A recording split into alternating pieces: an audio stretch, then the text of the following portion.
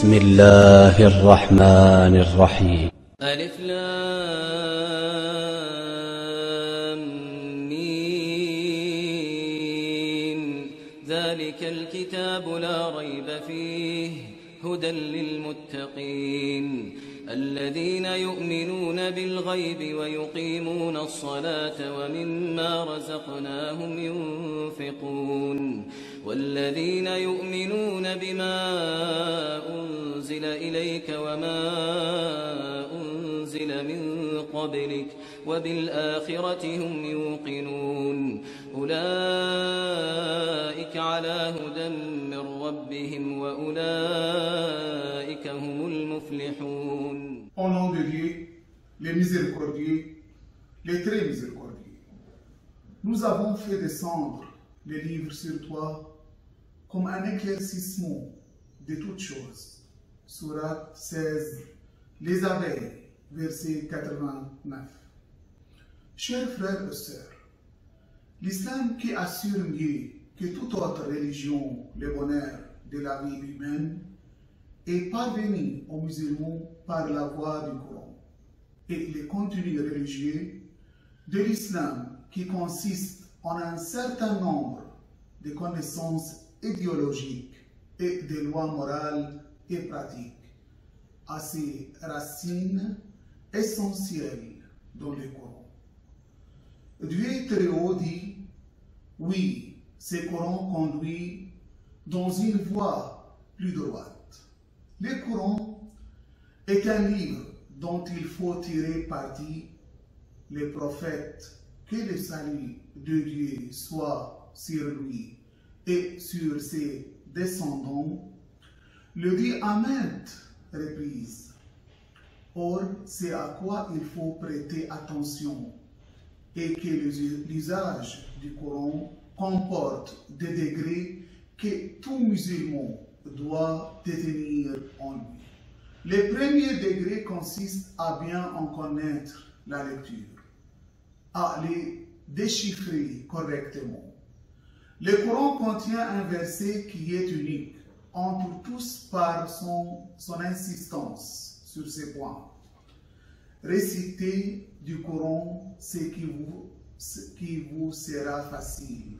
Dieu sait qu'il y aura parmi vous des malades et d'autres qui parcourirent la terre en quête de la grâce de Dieu, et d'autres encore qui combattront dans le chemin de Dieu.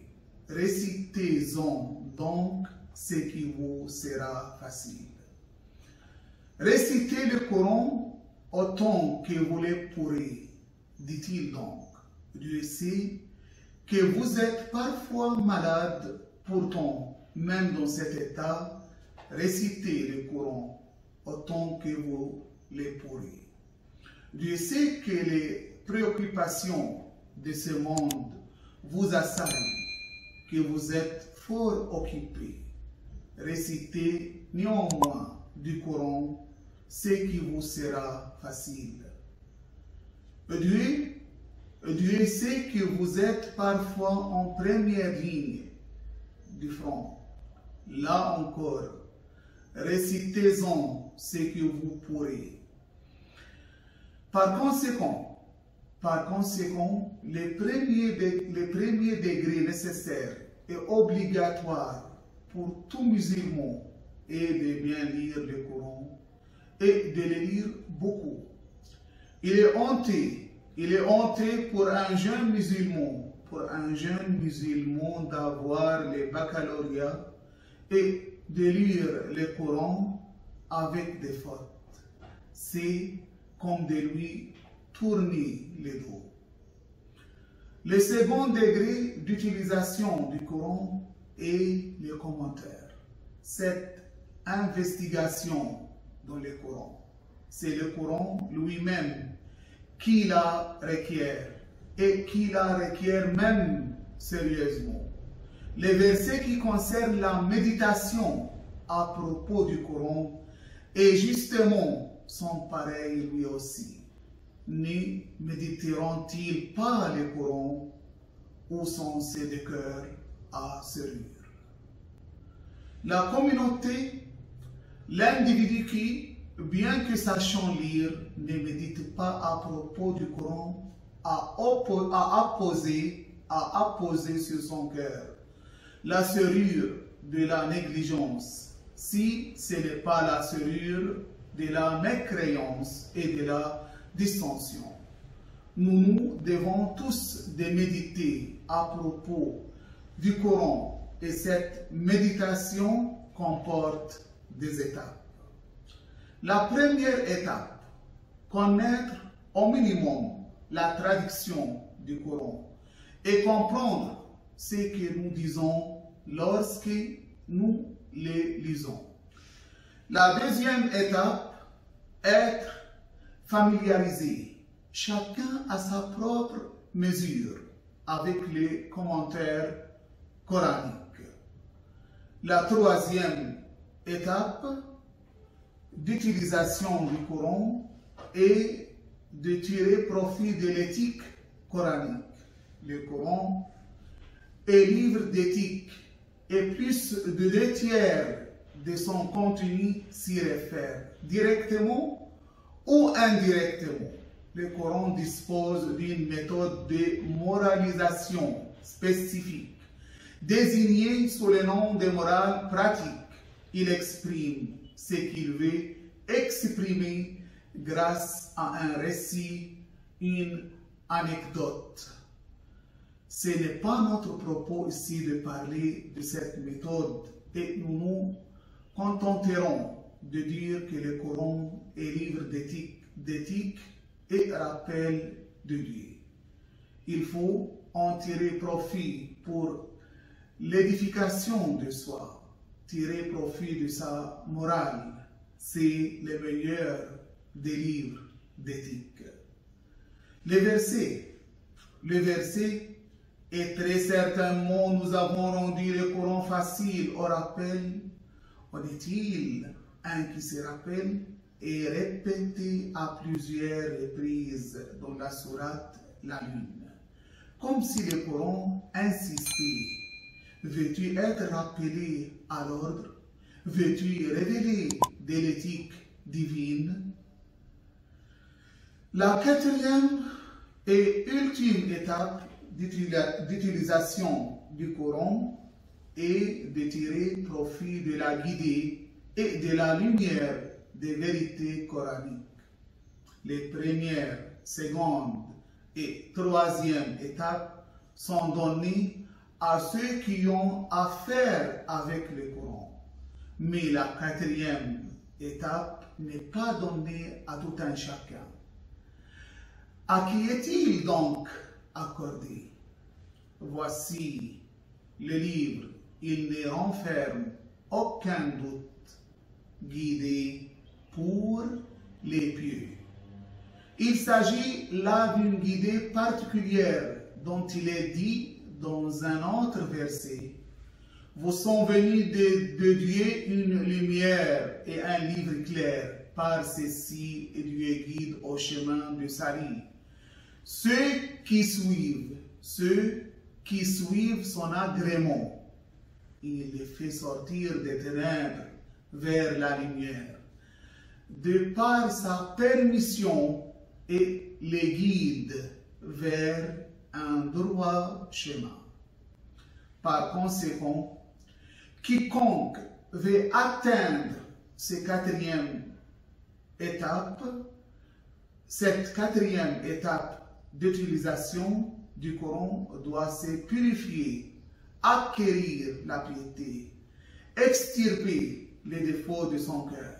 S'il pénètre alors le Coran, il verra sa lumière, comprendre sa vérité, bénéficiera de sa guidée. C'est alors que Dieu tire l'homme des ténèbres vers la lumière et le guide vers un chemin droit. Nous avons à notre disposition la parole sacrée de notre Seigneur. Malheureusement, un bon nombre d'entre nous n'en profitent pas assez.